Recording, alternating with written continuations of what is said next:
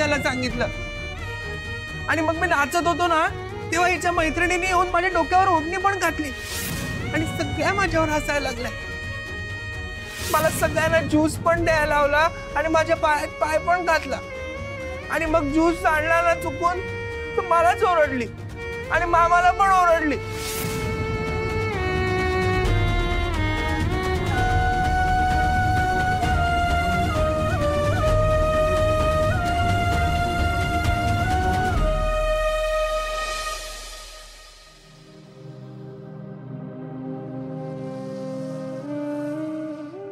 आराध्या,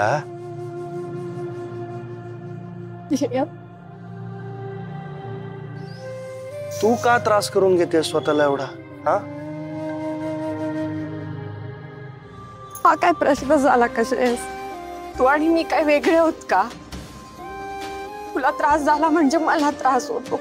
ती श्रावणी सगळ्यांसमोर तुझ्याशी असं वागली, तिच्या मैत्रिणींसमोर तुझा अपमान केला, तुला लहान मुलांसारखं वागवलं, तुझं खेळणं केलं, तुझं हसं केलं. एक वेळ ती माझ्याशी असं वागली असती ना चाललं असतं, पण तुझ्याशी असं वागली हे मी नाही सहन करू शकत. श्रेयस, तू सांग ना मला, तिला माहिती नाहीये ना तू बरा झालायस? ते नाही माहितीये ना? तिच्यासाठी तू अजूनही लहान मुलासारखाच आहेस ना? मग एका निरागस मुलाशी असं वागावं तिने?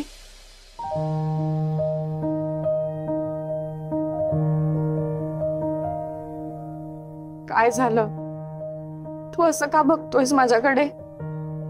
काही नाही, ऐकतोय फक्त तू बोलतेस ती.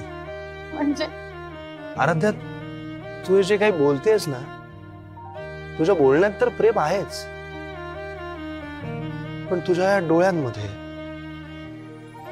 या ओठात, त्या चेहऱ्यावर जे आर्त आणि सिन्सिअर भाव आहेत आणि त्यातून जे ओसंडून प्रेम वाहत आहे ते आकर्षित करतंय मला. असं वाटतंय तू फक्त बोलत राहावंस आणि मी तुझ्याकडे बघत राहावं, तू बोलतेस ते ऐकत राहावं.